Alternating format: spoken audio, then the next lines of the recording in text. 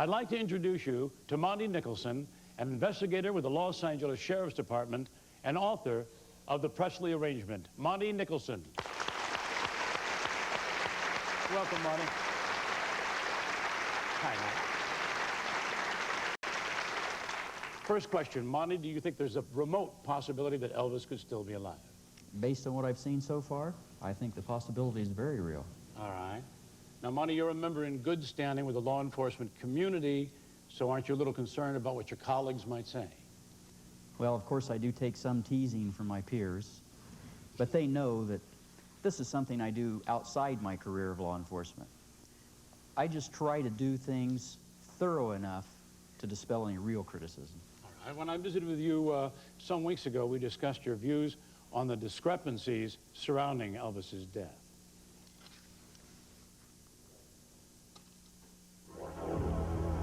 The story released to the public said Elvis died in his bathroom and was discovered by his girlfriend, Ginger Alden.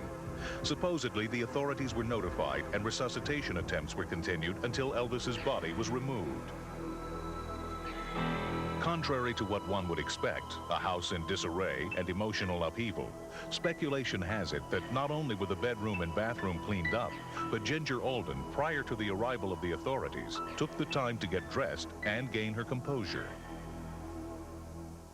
If Elvis died in the morning, how is it possible that he could be getting on a helicopter later that day without being observed? Well, Bill, I'm not sure that he wasn't observed. Why are you not sure of that? In 1977, Monty was contacted by a man who claimed he worked for Elvis.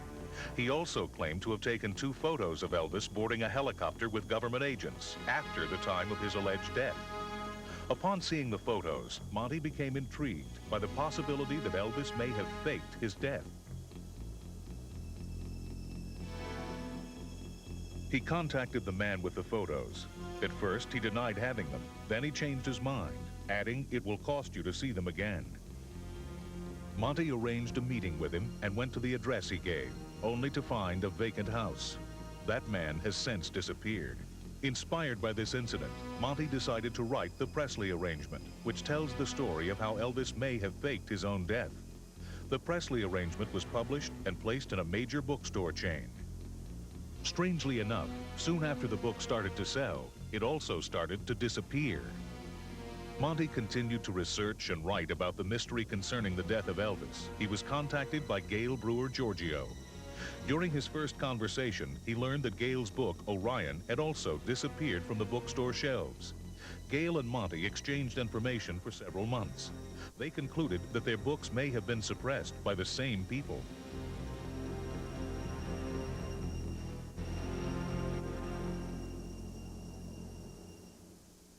I don't mean to be callous when I say this, but isn't it possible that the book just didn't sell? Of course, and it's always possible any book wouldn't sell. I called my publicist, and I asked him about this problem.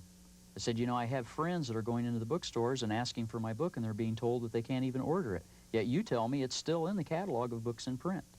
He said in 35 years in the publishing business, he'd never heard of such a thing. There were other discrepancies surrounding Elvis's death. First, in March of 1977, before Elvis died, 2 life insurance policies were cashed in. A secret personal checking account was emptied out shortly before Elvis Presley died. The amount, close to $1 million.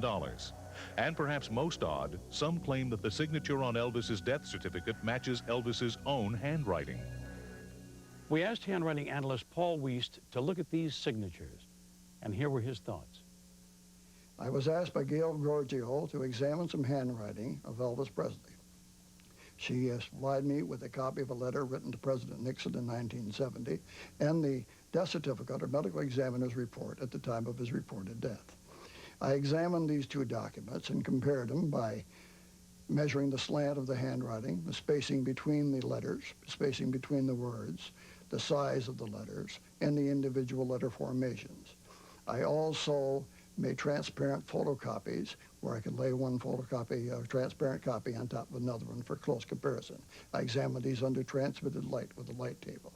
The result of my examination was that I found that the slant matched on both documents, that the size of the letters was the same, the spacing between the letters was the same, and many of the individual letter forms were the same. My conclusions after this exhaustive examination was, in my professional opinion as a document examiner, that the same person who wrote the letter to President Nixon also wrote the Elvis Presley death certificate or medical examiner's report of Elvis Presley's death. So far, we have addressed the possibility that Elvis might not have passed away when everyone thought he did. Now let's assume for a moment that that's true and that he is alive. It stands to reason that someone, somewhere, would have encountered him. Gail, why don't you tell us how you became involved in this case? Well, I, like the rest of the world, heard the news that Elvis Presley died at the age of 42, and I was shocked. When I heard that Elvis Presley had died, I was amazed. It seemed that almost overnight a very mortal man was deified. My curiosity led me to write the novel Orion, a fictitious story about a singer who was a prisoner of his fame, a man who ended up hoaxing his own death. The book was sold to a major publisher, a sizable advance was received, as well as a promise of extensive promotion. After the book was released, I began receiving calls that the books were rapidly disappearing under very strange circumstances. More than one store reported that men in business suits came in and purchased the books in quantities, and that once they were gone, the stock was never replenished, which is a very strange business practice. My repeated calls to the publisher were ignored, my questions unanswered. Meanwhile, as I was investigating the mysterious disappearance of my book, the media and many of the fan clubs were questioning the death of Elvis Presley. Several fans brought to my attention the fact that Elvis's middle name was misspelled on his grave at Graceland. This and other discrepancies led me to write, Is Elvis Alive? I was then contacted by Monty Nicholson, a veteran investigator with the Los Angeles Sheriff's Department, who had written a book called The Presley Arrangement, which focuses on Elvis faking his death. Monty and I compared notes and found that despite never having heard of each other, our information was almost identical. My appearances on radio and television shows led to many phone calls, leads, lots of new information. Now, how many, please, in our audience have been to Graceland? May we see some hands? Ooh, quite a number of you. All right. What would you think if you'd visited Graceland, taken some typical tourist pictures, and then in the privacy of your living room, notice what seemed to be the face of Elvis Presley staring right out at you? I think you'd get very excited. Well, this is precisely what happened to a man named Mike Joseph on New Year's Eve day, December 31st, 1977. Now, recently, Mike was interviewed about the events leading up to this amazing picture. Let's watch. It was New Year's Eve, 77, when I took my wife and my son and my nephew down to Graceland. They had just opened up Memory Gardens where Elvis was laid to rest. And we were there for an hour, and we left back for home. Had the pictures developed, and looked at them, put them away. One day after reading a book, I decided to look at my pictures again. I pulled them out, and this time I saw something in one of the pictures that I hadn't seen. My God, I had Elvis Presley sitting in the doorway, looking out at the fans walking past his grave. I have had the negatives examined by Kodak. And Kodak basically says that they are original. They have not been tampered with in any way. They were taken in sequence, uncut by the negatives, being original. They can tell. The emulsion number of the film was manufactured in 77. Each roll of film that is manufactured has a manufacturing date on it in the emulsion number. This is the shot that I took of the people walking and the bathhouse in the distance. We zero in here, and this is the same shot with just the chair. No one sitting in the chair. So that shows it was not a picture of someone sitting in the chair. This is my son once again blocking the doorway, and of course the picture where I first spotted the silhouette in the doorway.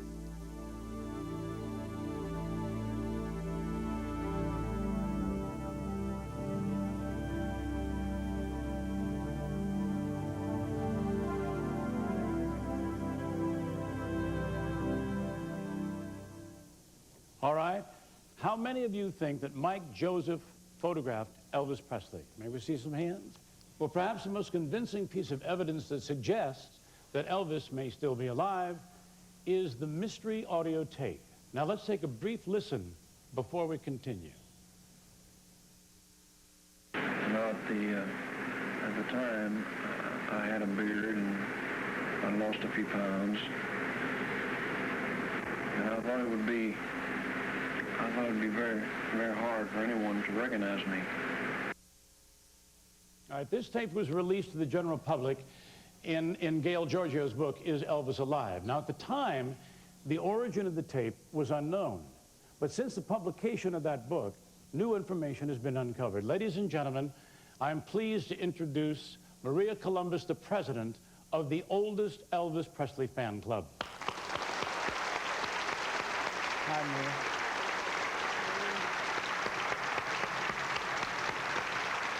Okay. Now, Maria, will you please tell us about the tape? Okay. I received this tape in 1981 from Steve Chances from Florida. He had written a book called Elvis, Where Are You? Now, on this tape, you only hear Elvis speaking. The person he was speaking to was edited out. Yes, I noticed. I noticed that. Well, part of it was edited out. Why would anyone edit out one of the parts of the conversation? That sounds sort of suspicious to me. Yes, it's suspicious to me, too. The only thing I could think of is that the person did not want to be recognized. But I believe it is Elvis speaking. Curiouser and curiouser. All right, we brought in an audio analyst to find out if the voice on the tape is, in fact, that of Elvis Presley. Have 2 years of sobering Army life changed your mind about rock and roll? Sobering Army life. No, it hasn't. It hasn't changed my mind because I was in tanks for a long time, you see. And they rock and roll quite a bit. I started traveling all over the world. And it's been enjoyable, but it's been a constant battle of growing beards and this and that to keep from being recognized. Who was recorded during that 1981 phone conversation? Was it Elvis Presley? One way we can find out is to utilize some tools from law enforcement to electronically contrast and compare the voice of the real Elvis Presley and the voice on the tape. L.H. Williams works with a major police department in Texas and is an expert on audio voice prints, and here is his report. Gail had sent me a copy of a transcript of the tape recording of the unknown person, and this was 4 pages long. In this process, I also requested copies of known tape recordings of Elvis Presley, and I followed the guidelines that were established during the Watergate case for possible authentication of the tape recording. I selected the same words and phrases of the known and the unknown person for comparison purposes. This is the known sample of Elvis Presley stating the word music. This is a sample from the unknown tape recording showing the word music. The formats that were formed fall within the same frequency range through here, which would indicate a match. Basically, the known voice of Elvis Presley compared with the voice on this tape is the same. Now let's assume for a second that this test conclusively proves that Elvis made this recording. Can we be sure that it was made after 1977? We've made a transcription of the recording, and we've marked down specific things that the caller said. If any one of these comments describes events that happened after Elvis's alleged death, then the argument that he might still be alive is stronger.